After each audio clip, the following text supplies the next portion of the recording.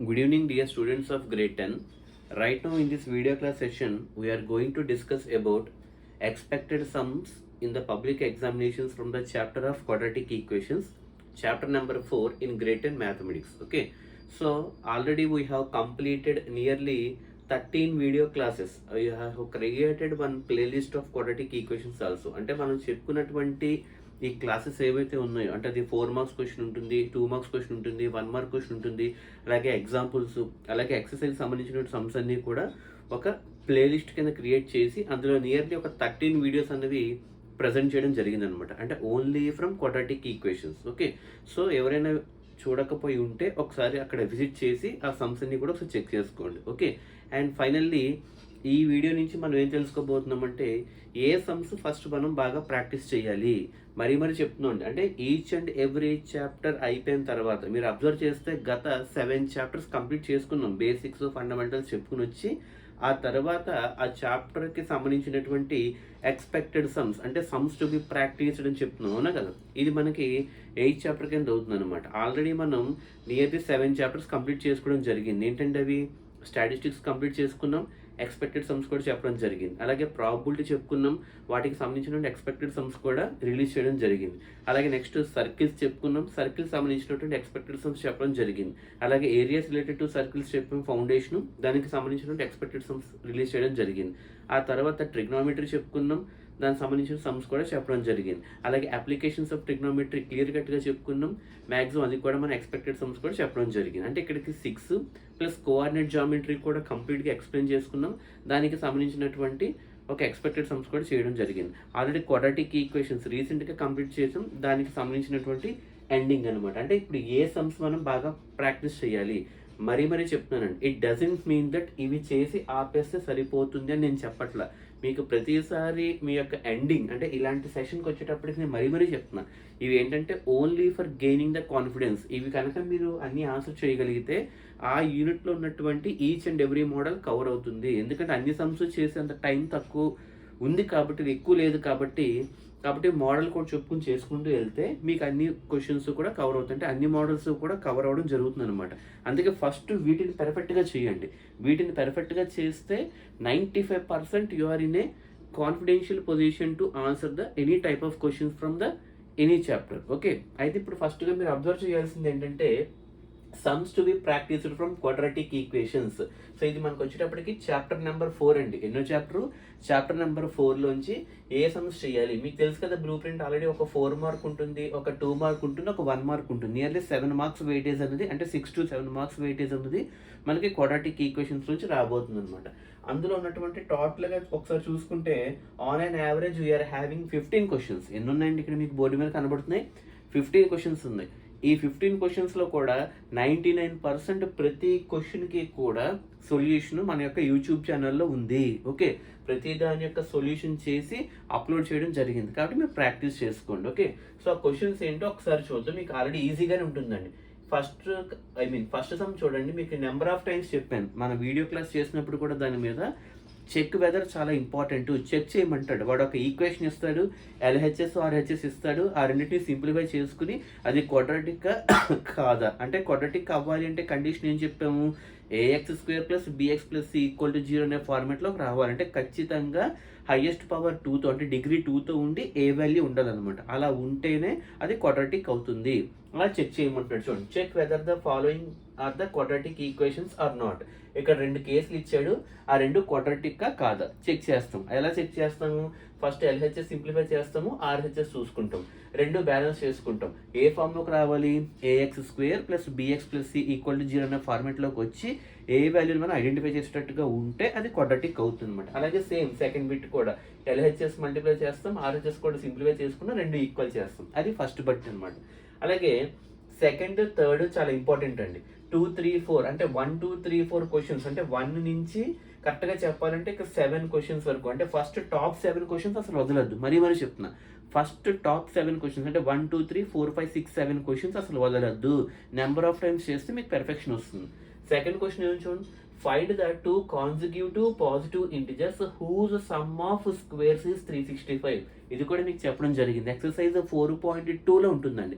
Exercise 4.2లో third sum fourth sum ఏదో ఉంటుంది. ఆ మోడల్ ఒకసారి చూడండి. కాన్సిక్యూటివ్ పాజిటివ్ ఇంటిజర్స్ అంటే ఏం చెప్పాము?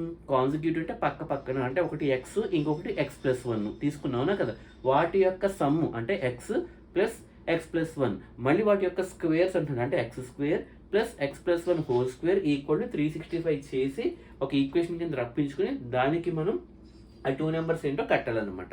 అది సెకండ్ బిట్. థర్డ్ క్వశ్చన్ చూడండి. Find the roots of a quadratic equation. Roots find out చేయమంటున్నాడు. రూట్స్ అంటే ఏంటి, ఎన్ని వస్తాయో ఫస్ట్ చూసుకోండి. ఇక్కడ హైయెస్ట్ పవర్ ఎంత ఉంది? 2 ఉంది. 2 ఉంది అంటే డిగ్రీ 2, అది క్వాడ్రాటిక్ కాబట్టి 2 జీరోస్ అంటే 2 రూట్స్ వస్తాయి అనమాట. Roots is nothing but zeros. Okay, 2 roots వస్తాయి మనకి. ఓకే, ఆ 2 రూట్స్ని మనం ఫైండ్ అవుట్ చేయమంటున్నాడు. ఎలా ఫైండ్ అవుట్ చేయాలి సార్ అంటే ఫ్యాక్టరైజేషన్ ద్వారా అయినా వెళ్ళచ్చు, లేదా బెస్ట్ మెథడ్ ఏంటంటే రియల్ అండ్ డిస్టింక్ట్ గురించి చెప్పుకున్నప్పుడు ఒక ఫార్ములా చెప్పాను. -b ±√b² -4ac/2a. మళ్ళీ చెప్తున్నానండి ఏ ఫార్ములాది? -b ±√b² -4ac/2a. ఆ ఫార్ములా యూస్ చేస్తే మనకి ప్లస్తో ఒక రూటు మైనస్తో ఒక రూట్ అంటే 2 రూట్స్ అన్నవి వస్తాయి అన్నమాట. అది థర్డ్ క్వశ్చన్. ఫోర్త్ క్వశ్చన్ చూడండి. మీకు ఆల్రెడీ బేసిక్స్ క్లాస్ చెప్పినప్పుడు చెప్పాను. దేని గురించి? Right the concept of discriminant and its importance. Discriminant అంటే ఏంటి, దాని యొక్క ఇంపార్టెన్స్ ఏంటి, మీకు ఆల్రెడీ బేసిక్స్ క్లాస్ చెప్పినప్పుడు చెప్పాను. డిస్క్రిమినెంట్ని D అనే లెటర్తో ఇండికేట్ చేస్తారు. సో దట్ డిస్క్రిమినెంట్ ఎలా ఫైండ్ అవుట్ చేస్తాము? b² -4ac, అవునా కదా. The discriminant is denoted with D and it can be found out by using d equal to b² -4ac. b² -4ac అనే formula ఉపయోగించి discriminant కడతాం. మరి దాని యొక్క ఇంపార్టెన్స్ ఏంటని అడుగుతున్నాడు. ఇంపార్టెన్స్ అంటే ఏంటి? d value <0, d value <0, d value =0 వచ్చినప్పుడు it is used to find or it is used to describe the nature of the roots of the quadratic equation.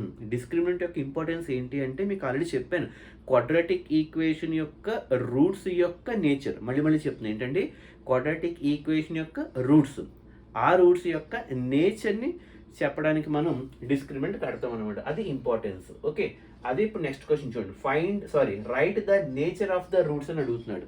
Right the nature of the roots of a quadratic equation 3x² -4√3x + 4 = 0. ఇచ్చినటువంటి quadratic ఈక్వేషన్కి ఏం find out చేయమంటున్నాడు? Nature find out చేయమంటున్నాడు. మీకు already చెప్పాను, nature డైరెక్ట్గా కట్టకూడదు, first discriminant కట్టాలి. ఎలా కడతాము? d = b² -4ac చేయాలి. ఆ వచ్చినటువంటి b² -4ac బట్టి నేచర్ ఉంటుందన్నమాట. అంటే d <0 వచ్చిందా, <0 వచ్చిందా, =0 వచ్చిందా, దాన్ని బట్టి నేచర్ అనేది ఉంటుంది. ఫస్ట్ దీనికి ఏం కట్టాలి? డిస్క్రిమినెంట్ కట్టాలి. d వాల్యూ అంటే b² -4ac చేయాలి. ఓకే, సిక్స్త్ క్వశ్చన్ చూడండి. ఇది మనకి ఒక సిచ్యువేషన్ ఇచ్చి ఆ సిచ్యువేషన్ని క్వాడ్రాటిక్ ఈక్వేషన్లో రిప్రజెంట్ చేయమంటాడు. ఓకే, ఒకసారి చూడండి మీకు అర్థమవుతుంది. Rohan's mother is 26 years older than him. After 3 years from now, the product of their ages is 360. Represent the situation in quadratic equation. మన ఛానల్ ఇది ఆల్రెడీ చెప్పామండి. ప్రెసెంట్ ఏమో రోహన్స్ ఏజ్ x తీసుకుంటాం. రోహన్ యొక్క మదర్ ఏజ్ ఏమో 26 years old అంటే x + 26 అవుతుంది, పెద్ద ఆవిడ కాబట్టి. మళ్ళీ 3 years తర్వాత అంటే రోహన్ ఏజ్ ఏమో x + 3 అవుతుంది. రోహన్ యొక్క మదర్ ఏజ్ ఏమో x + 26 + 3 అంటే x + 29 అవుతుంది. ఇప్పుడు 3 years తర్వాత వాళ్ళ ఇద్దరు ఏజ్లు ప్రొడక్ట్ చేసి దేనికి ఈక్వల్ చేయాలి? 360కి ఈక్వల్ చేసి ax² + bx + c ఫార్మెట్లోకి రప్పించాలన్నమాట. అది మనకి సిక్స్త్ క్వశ్చన్. ఇది కూడా మన ఛానల్లో ఉంది, చూడండి. సెవెంత్ క్వశ్చన్ అసలు వదలొద్దండి. Very very very important model. Okay, k value find out చేయము. ఇది మనకి 4 మార్క్స్లు ఇచ్చే ఛాన్స్ ఉంటుందన్నమాట. ఓకే, ఒకవేళ మనకి 4 మార్క్స్లు ఎక్కువగా ఏది అడుగుతాడంటే థర్డ్ క్వశ్చన్ కానీ సెవెంత్ క్వశ్చన్ కానీ ఎక్కువగా 4 మార్క్స్లో అడుగుతాడు. ఫస్ట్ క్వశ్చన్ 9th క్వశ్చన్ ఏమో 2 మార్క్స్లో అడుగుతాడు. ఓకే, రిమైనింగ్ మ్యాథ్స్ అన్ని కూడా 1 మార్క్స్లో అడుగుతూ ఉంటాడు అనమాట. మీరు అప్పుడు సెవెంత్ క్వశ్చన్ చూడండి. Find the value of k such that the quadratic equation 2x² + kx + 3 = 0 has equal roots అని చెప్తున్నాడు. అంటే ఇచ్చినటువంటి క్వాడ్రాటిక్ ఈక్వేషన్కి ఈక్వల్ రూట్స్ ఉన్నాయని చెప్తున్నారు. ఈక్వల్ రూట్స్ అంటే ఏంటి దాని అర్థము? రియల్ అండ్ ఈక్వల్ అని అర్థం అనమాట. రియల్ అండ్ ఈక్వల్ అంటే దాని అర్థం ఏంటి? డి ఈక్వల్ టు 0 అంటే డిస్క్రిమినెంట్ అంటే b² - 4ac ఈక్వల్ టు 0 అంటే నువ్వు b² - 4ac కట్టి దేనికి ఈక్వల్ టు చేయాలి? 0కి ఈక్వల్ టు చేస్తే అప్పుడు k వాల్యూ వస్తుంది అనమాట. ఈ సమ్ మాత్రం అసలు వద్దవద్దు. 7th క్వశ్చన్ అసలు వద్దవద్దు, చేయండి బాగా. Okay, next 8th question, 3rd question ఒకే మోడల్ అండి. చూడండి, find the roots of a QE, find the roots of a QE. ఇక్కడ ఒక ఈక్వేషన్ ఇచ్చాడు, ఇక్కడ ఒక equation same -b ± √b² - 4ac/2a ఉపయోగించుకుని చేయొచ్చు అనమాట. Okay, next 9th question, first question ఒక మోడల్ చూసుకోండి మళ్ళీ. Check whether the following are quadratic equation or not. Same LHS RHS simplify చేసుకుంటాము, రెండింటిని ఈక్వల్ చేస్తాము, ఈక్వల్ చేసిన తర్వాత చెక్ చేస్తాం. అంటే ఏంటి? ax² + bx + c = 0 ఫార్మాట్లోకి వచ్చిందా లేదా అంటే కంపల్సరీగా x² యొక్క కోఎఫిషియంట్ ఉందా లేదా అంటే ఏ వాల్యూ ఉందా లేదా చూసుకుంటాం. ఉంటే it can be A quadratic equation, otherwise it is not a quadratic equation. అది 9th క్వశ్చన్. 10th క్వశ్చన్ చూడండి ఒకసారి. Right the nature of roots basing on d value in 3 cases. 3 కేసెస్లో డిస్క్రిమినెంట్ బేస్ చేసుకుని nature ఎలా ఉంటుందో రాయమంటున్నాడు. ఇది మనకు 1 మార్కులు అడిగే ఛాన్స్ ఉంటుంది. అసలు డిస్క్రిమినెంట్ అంటే ఏంటి? b² - 4ac, అవునా? ఆ b² - 4ac 3 కేసెస్ అంటే ఏంటి? <0, <0, = 0 ఉన్నప్పుడు రూట్స్ యొక్క నేచర్ ఎలా ఉంటుంది అంటే మీకు ఆల్రెడీ చెప్పాను. d వాల్యూ <0 కనుక ఉంటే అంటే నెగిటివ్లో ఉంటే real roots does not exist అంటే ఇమాజినరీ రూట్స్ ఉంటాయని అర్థం. d = ఎగ్జాక్ట్లీ 0 వచ్చింది, roots are real and equal. మరి ఆ రూట్స్ ఏంటి? -b/2a -b/2a. ఓకే, అదనమాట. ఒకవేళ d వాల్యూ <0 వచ్చింది అంటే పాజిటివ్ నెంబర్స్ వచ్చాయి, అప్పుడేమవుతాయి? Roots are real and distinct అంటే డిఫరెంట్గా ఉంటాయి. అంటే -b + √b² - 4ac/2a ఒకటి, అలాగే -b - √b² - 4ac/2a అనమాట. అది మనకి 10th క్వశ్చన్. 11th 12th కూడా మనకి చాలా ఇంపార్టెంట్ అండి. 11 12 13 అక్కడ 1 to 7, ఇక్కడ 11 to 13 అంటే 1 2 3 4 5 6 7 11 12 13 క్వశ్చన్స్ బాగా చేయాలి. 11th క్వశ్చన్ చూడండి, ఇది కూడా మీకు ఆల్రెడీ మన యొక్క ఛానల్లో అప్లోడ్ చేయడం జరిగింది. Find the 2 numbers whose sum is 27 and product is 182. Okay, ఆ 2 నెంబర్స్ ఏంటి? ఫస్ట్ నెంబర్ ఏమో x తీసుకున్నాం, ఆటోమేటిక్గా సెకండ్ నెంబర్ 27 - x అయిపోతుంది సెకండ్ నెంబర్. ఆ రెండింటి యొక్క ప్రొడక్ట్ 182కి ఈక్వల్ చేస్తే క్వాడ్రాటిక్ ఈక్వేషన్ వస్తుంది. దానికి ఫ్యాక్టర్స్ కనుక కడితే మనకి 14 to 13లో వస్తుంది ఆన్సర్. ఎందుకంటే 14 + 13 27, 14 × 13 182 కాబట్టి ప్రొడక్ట్. ఓకే, అలాగే 12th క్వశ్చన్ 4 మార్క్స్లో అడిగే ఛాన్సెస్ 100% ఉందండి ఈసారి, అంటే ప్రీ పబ్లిక్లో కానీ పబ్లిక్లో కానీ. ఓకే, 12th క్వశ్చన్ ఏంటి? The altitude of A right triangle is 7 centimeters less than it's base. అంటే బేస్ ఒకటి, ఆల్టిట్యూడ్ ఒకటి. అంటే బేస్తో పోలిస్తే ఆల్టిట్యూడ్ 7 తక్కువ ఉంది. అంటే బేస్ నెక్స్ట్ తీసుకుంటే ఆల్టిట్యూడ్ ఏమవుతుంది? 7 తక్కువ అంటే x - 7 అవుతుంది అనమాట.